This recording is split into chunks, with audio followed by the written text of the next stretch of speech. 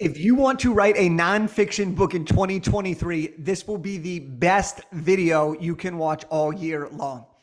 I'm going to break it down to you in this video. I'm going to share the exact step-by-step process to write and launch a nonfiction book in 2023. Now, I've personally used this process to write 4 of my own books, and I've helped countless others do the same. Now, my newest book, Big Idea to Bestseller, this book that just came out at the end of 2022, goes deep into everything that I'm going to mention here on this book. So if you want more in-depth stuff, you can check that out. But I want to make sure that you get from this video everything that you need to know on how to write and launch your first or your next best-selling book. All right. And when you follow these steps, all right, I'm going to put a little warning out there. When you follow these steps, you may have your rough draft done in 30 days. You may be a bestseller. You may finish writing and launching your book in less than 6 months. We see it all the time, okay? We have clients that have written their rough drafts in 27, 29, 34 days. We've had clients who don't even have English as their first language finish and launch their book in 5.5 months. We have people release their book in 4 months, in 6 months. We have people do it all of the time. And that's why this process is so important that you follow these step-by-step instructions. Now, you may have a crazy amount of reasons for writing this book. Maybe you want to be a bestseller. Maybe you want speaking gigs, lead gen, credibility, authority, coaching clients, raising your rates, impact, whatever it is that you are writing this book for. This step-by-step process will help you so that you can write a book that will not only grow your business, but make an impact in so many lives across the world. So let's get into it. Here is the step-by-step process that I've used to write 4 books and that we've used to coach other people on how to write and launch their very own book. Now, the first step, most people think, hey, I'm going to write a book. Let me start writing. That is not the first step that we suggest. I suggest that before you start writing, you have to do the pre-work. All right. I wouldn't go out tomorrow and run a marathon. Just like I'm not going to go out tomorrow and just write my whole book. There is things that you have to do before getting to the writing stage that if you do correctly, it will help you be more clear in your messaging, write a better book, write a book quicker, and it will help you write a book that you are proud of, okay? Now, I want to mention something before we even dig into this any further, is that my goal with this step-by-step process is to help you write an incredibly high-quality book that you are proud of in the shortest amount of time. I do not want you to cut corners. This process isn't designed to cut corners. This process isn't designed to just do some BS book writing and get it out as fast as you can. This is to write an incredible book that will change lives, that you will be proud of, and that you can use to grow your business and make an impact. You will maintain 100% of your ownership, your royalties, your rights when you follow this process. And it is a form of self-publishing. That's kind of how I want you to think about this framework, is how you can do it through these steps. So the first step is that pre-work, all right? And here's what the pre-work entails. The first thing you got to do with this pre-work is you got to make a commitment to yourself. You got to say, yes, this is the time. Writing a book is a priority for me. If you are not committed, hard truth here, you will not finish your book. All right. But if you are committed and you make it a priority, your chances of success increase dramatically. The second part of this pre-work, and there are 5 parts of this pre-work that I suggest, is you have to set your intention. All right. What is the purpose of you writing this book? Why do you want to write this book? The stronger the purpose, the more likely you're going to stick through it to the very end. The third part of the pre-work is you have to pick a book niche. Okay. You don't want to write a book that's for anybody and everybody. You want to write a book that's for a specific group of people. Because let's just say, and this is for nonfiction books, all right? So let's just say you want to use your book to get speaking engagements. Well, if you are trying to get a speaking engagement at, let's say, an Airbnb conference, who's the host going to hire? The person with no book, the person with a general book, or the person with how to make your first 6 figures using Airbnb, right? The more specific your book is, the more likely you're able to turn it into profit and impact on the back end for a specific person and solve their specific problem. The fourth part of the pre-work is to add book time to your calendar. This is where you put it on the calendar. Because look, if it ain't on the calendar, it ain't happening. You know it and I know it. So let's get book time on the calendar and let's treat it as if it's the same importance, the same priority level as the things that go on our calendar. All right. Some people put date night on their calendar as a non-negotiable. Book time goes on the calendar as a non-negotiable. If you have a coaching client, you don't just say, oh, I have a coaching client, I'm not doing it. Book time needs to have that same level of priority, that same, going back to it, that same level of commitment. And the fifth and final part of the pre-work is your accountability partner. Find someone who can push you. That way you'll continue to show up, you'll build that momentum, and you will be able to take small action repeatedly and eventually have this amazing, amazing book at the end of this process. So that is the pre-work phase. Now, I know that some of you are going to watch this video and you're going to just be like, man, he's telling me a lot of things to do. I just want to write my book. I get it. I get it. But after working with countless people, helping tons of people write and launch their own book, we've realized that the people that do the pre-work are most prepared. All right? Failing to prepare is preparing to fail, as John Wooden said. So we really want to dial this in, all right? We want to really make sure that we do the pre-work. I want you to be prepped. I want you to be game ready. I want you to be ready to rock and roll when it comes time to actually executing on your book, so that not only can you do it faster, but you could do it in a way that is more high quality, in a way that gets better results, in a way that makes a bigger impact. The next step to writing your first or next best-selling book is you have to find and validate your book idea, okay? So when you're thinking about what idea, there are often a couple types of people that have a singular idea. This is the book idea that they've always had. And then there are other people who have like 3 to 5 ideas and like, I don't know which one to do. Oftentimes, they can be combined in different ways, and that's what kind of we help people with. But let's just say you're trying to figure out what idea you want. Well, I want you to ask yourself these questions so you can pick the best idea for yourself. What is the transformation you already went through? What are you already selling, coaching, or offering? What do you get excited talking about? What do people come to you? What problems do you help solve? What results do you help people get? These are the questions that if you ask yourself, it might lend itself to which idea is the right idea for this book. Because remember, when we're writing a nonfiction book, our goal is to grow our business and make an impact.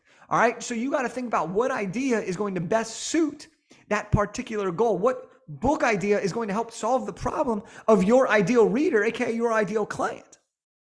Once you have this great idea, we need to validate it so that you are confident in it and so that we know people will buy.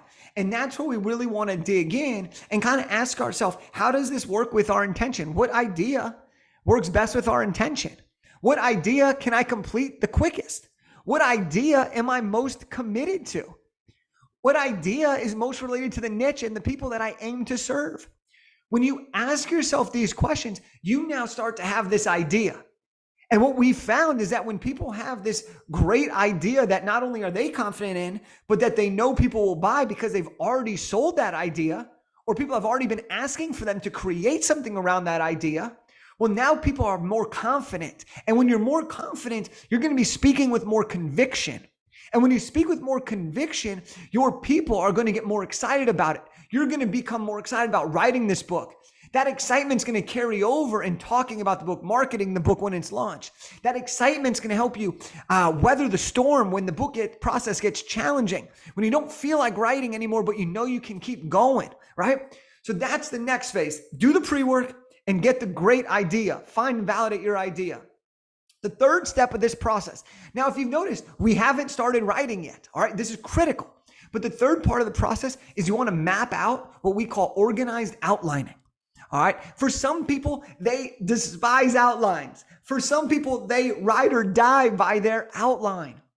Either way, it's okay. But it's really important that you create an outline that allows you to take all of your ideas and just get it out. And then we can organize it based on what are the key topics, what are the stories, what are the pieces of information that we want to use in support of the stuff that we teach. And when you have a solid outline, whether it's something that's super, super structured or something that's a little bit more kind of, here's a general outline. I know you're going to dig deeper into it as you start writing. The key thing here is that you do what really works for you, and then you push yourself a little bit more. So the way that I love to teach it and the way that I love to do my outline is what I call the Avengers process to outlining your book. Now, I'm not going to go super, super deep into this, but I do want to give you an outline of the outline, right? And so here's what I do in the Avengers process to outlining your book. The first phase is called Spider-Man. All right, Spider-Man, I want you to imagine that you are creating a spider web. And in the middle of that spider web is your main idea. And then you have branches that connect the spider web, which are all the things that you could possibly teach on that particular topic. And so this is basically the education component of your outline. This is the stuff that you are going to teach to help that person solve that specific problem. The second phase is your Ant-Man phase. Now, the Ant-Man phase is focused all about the entertainment, the inspiration side of things. This is where you want to have your supporting points for your education. So for example, you are going to tell stories of your own personal experiences. You're going to tell success stories of your past clients or people that have done what you're teaching and the results they've gotten. This is where you're going to pull out information from other books that you've read or other thought leaders that you respect and share their ideas to support whatever it is that you are teaching somebody else. So you have Spider-Man, which is education, Ant-Man, which is the entertainment, and then you have the Iron Man phase of your outline. And the Iron Man phase is where you put everything together. All right, you combine the education with the entertainment and you create a basic chapter outline. And a very quick example of this could be something like, for every chapter, you could have the chapter title, you could have a quote, you could start the chapter with a story, you could teach a lesson, you can share the message, and then you can give the reader a call to action or next steps.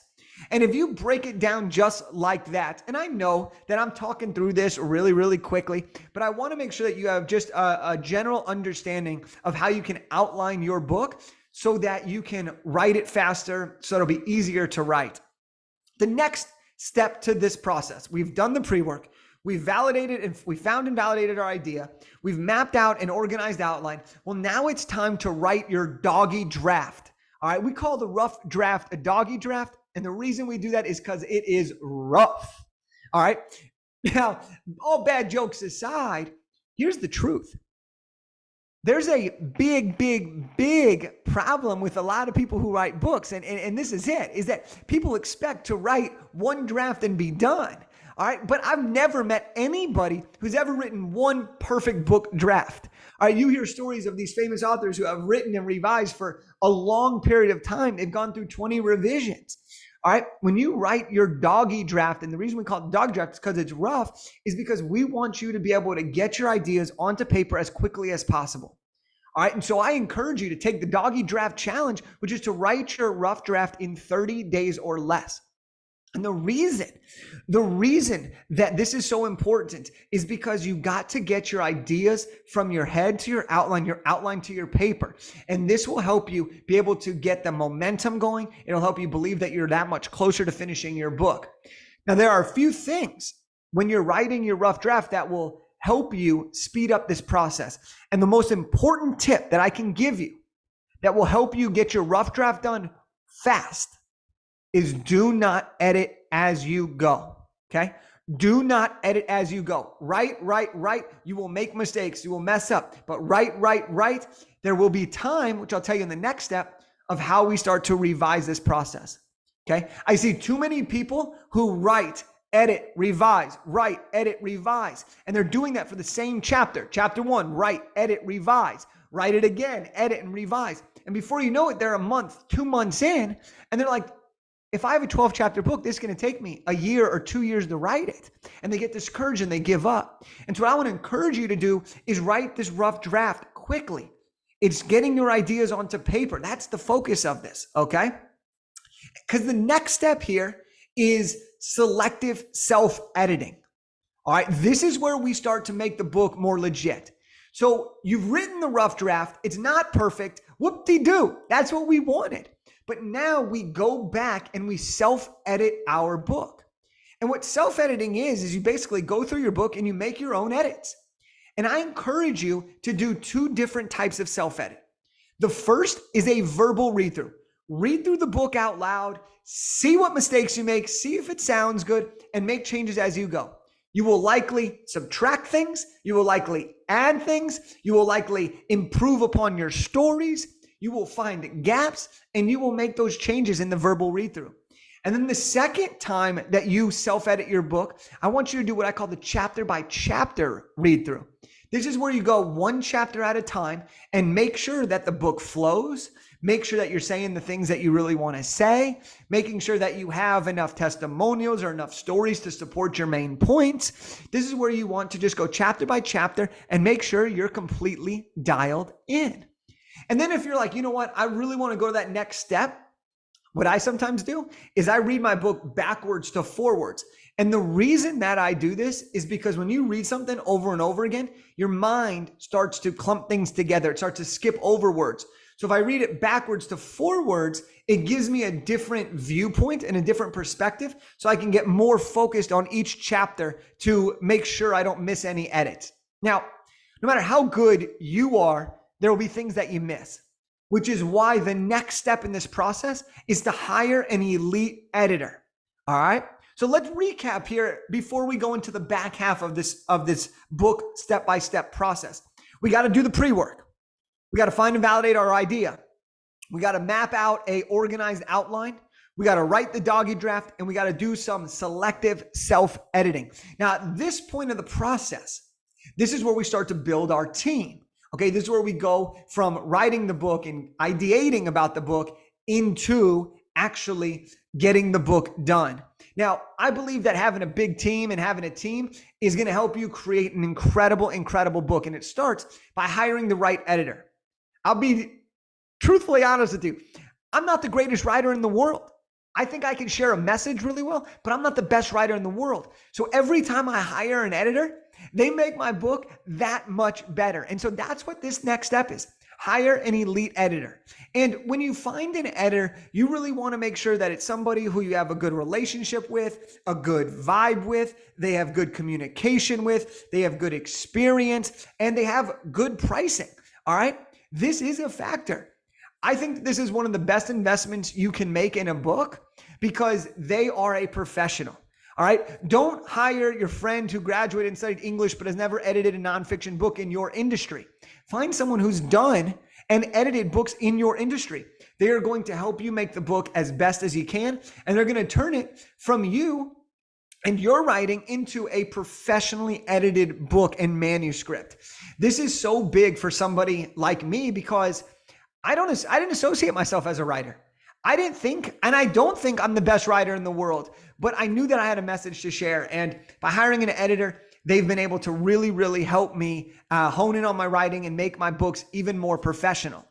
Now, the last thing I'll mention when it comes to editing is there are different types of edits that you can have in your book. Okay, there can be content and developmental edits. There can be line and copy edits. And you really want to understand and do a little more research on that. And we have videos on that. And you can ask me questions about that if you want to get more in depth about that. But you really want to make sure that you do your research so that you can find the best editor for your particular book. All right. The next step is to choose a title and subtitle that sells. All right. This is one of my favorite parts of a book. I mean, I love the whole process, but you really want to make sure that you have a good title and a good subtitle. Your title is the thing that needs to just stand out, and it needs to kind of just tell people it's like a hook or an ad that stops the scroll. Your subtitle, and again, this is for nonfiction books, your subtitle needs to tell somebody exactly what the book is going to be about. Okay, so for example, my latest book is called Big Idea to Bestseller. All right, you have a pretty good idea of what that book is going to be about. My subtitle is How to Write and Launch a Nonfiction Book to Grow Your Business and Make an Impact. It tells you exactly what the book is going to be about. This is something that there are typically two types of people when it comes to titles. There's the first type of person, which they've known the title of their book from the very beginning. Maybe it's the name of their coaching program. Maybe it's something that they've always had a dream about titling their book. And then there are other people who really, really struggle when creating a title. I encourage you to sit with yourself on this. I encourage you to look at other books. I encourage you to spend time on this.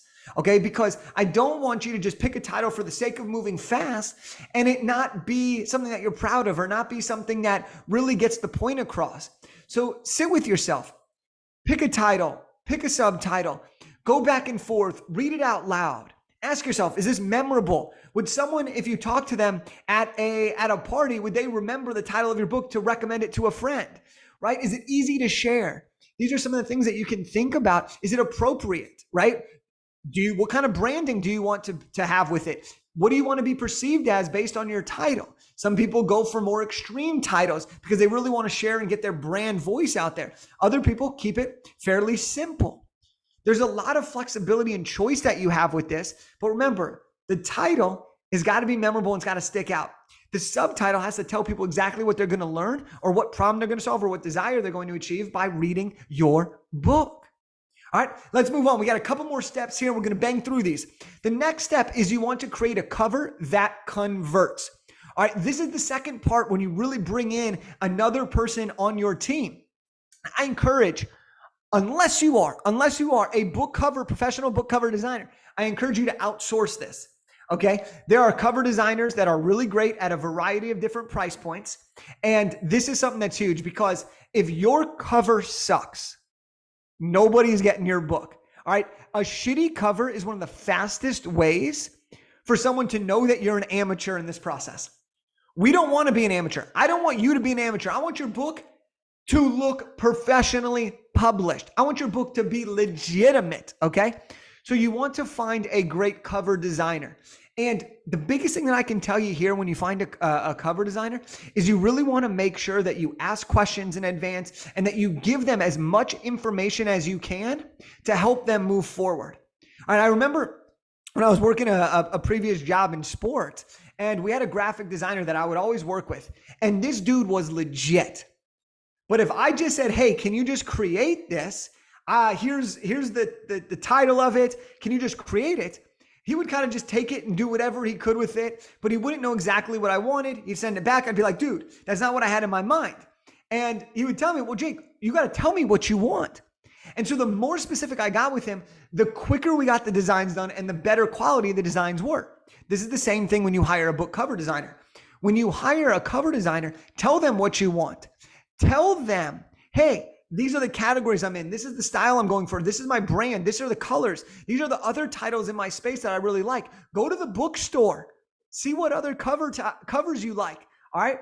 This is how you'll really be able to communicate most effectively. Share what you want with the cover designer and see if they can match those expectations.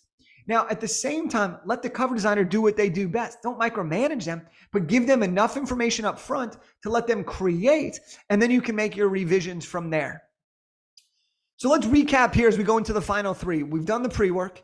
You found and validated a great idea that you're confident in. You've mapped out your outline. You've written your rough draft, aka your doggy draft. You've done some selective self-editing. You hired an elite editor. You chose a title and subtitle. You've created a cover that converts.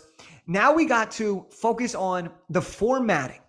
This is the interior design of your book. All right. In a book, when you're reading it, if the font's terrible, if the sizing's all off, the margins aren't great, this can cause for a bad reader experience. That can cause for bad reviews. That can cause for people to not promote your book.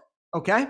So you really want to work with a book formatter of some capacity. Now, you can use a tool like Atticus or Vellum to format it yourself, or you can hire a professional book formatter. For me, I like to hire someone who's professional. I don't want to pay for a software, learn the software, and then be average at the software. I'd rather just pay somebody who's a legitimate professional who does this all the time, and they can give me feedback on the best fonts, the best font size, the best all of the things. These are some of the things that I kind of recommend. Okay. And in our program where we help people actually write and launch best-selling books, we have a list of editors, cover designers, and formatters that we recommend. We take you through all of these different steps so that any question you have, you can get an answer really, really quick so you can keep moving forward and just focus on the thing that you do best, which is sharing the knowledge that you have to grow your business and make an impact.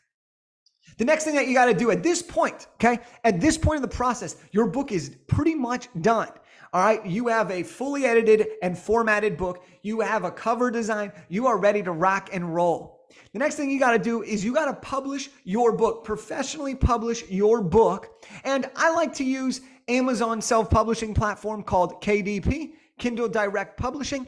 There are a few other sites that you can do this, but I just want to suggest to you that you want to find you can use Amazon. It's free to self-publish, and you can upload your manuscript. You choose your pricing, you add your categories, your keywords, your descriptions, and this is where you professionally publish it. Once you push publish, your book will be live. All right. And so that is how you professionally publish your book. And then the final step, once your book is published, it's time to freaking launch this baby. I mean, you've worked so hard up to get to this point, and now it's time to launch your book. Let's go big. All right. I remember when I was launching my first book, I tried anything and everything that I could possibly do. All right. And some of the stuff worked, some of it didn't. But we ended up hitting bestseller in multiple categories. Book 2, I got better and more efficient. Hit number 1. Book number 3, got better, more efficient. Okay. So you can see how these things go hand in hand, right? And so I want to share with you, launch your book, tell everyone about it, host a launch party, text people, invite people to do it. All right. And there are a couple strategies here that I'm just going to briefly touch on for you. Number 1 is do whatever you want with a launch strategy, particularly either a free launch or a 99-cent launch. Basically what this means is you make your ebook free or 99 cents for your launch. All right, this will give people more of an inclination to support you to buy your book in the first place, because it's much easier to sell a book for 99 cents than it is for more than 99 cents. And that's a great launch strategy. The second thing that I encourage people to do is get a launch party, get a launch team, and invite people to support you on this launch. And this doesn't have to be just clients or ideal readers. This could be friends, family members, people you've worked with in the past. Your launch team is just a group of people who want to support you, have great success. And then what you want to do after that is you want to make sure that you build the momentum, you get that bestseller boost. Okay, if you get initial sales, you want to continuously get that so Amazon recommends it to other people. You want to get reviews and positive reviews during your launch week so that people will say, oh my gosh, this book has social proof. I like what other people are saying. I want to buy this book. Okay, we all make decisions based on reviews, whether it's eating food or buying a book. So those are some ways that you can really launch your book and have success. So let's recap here. All right, let's recap. Here's the roadmap. Here's the step-by-step process. Do the pre-work. Find and validate your idea. Organized outlining. The doggy draft. Selective self-editing. Elite editors. Choose a title and subtitle. Create a cover that converts. And yeah, I'm giving fist bumps every time here right now. Focus on professionally formatting your book. Professionally publish your book. And launch your book. If you follow these steps, you have the ability to turn your big idea into a bestseller. Okay. I wrote my 4th book in 17 days. I did my doggy draft in 17 days. I launched this book in 87 days. The book was done and ready in the 60s and 70s days that I did this. I documented every step of the way, so I knew exactly how long. I spent less than an hour a day writing my 4th book. So look, you have the skills, you have the knowledge, you have the experience. It's time to write your book. All right, when you follow this process, you have the ability to get this book done faster than you ever thought possible. You have a story to tell. You have a message to share. Your book deserves to be written. Let's go get after it. All right, you got this, and I believe in you, and go make this happen. Let's go.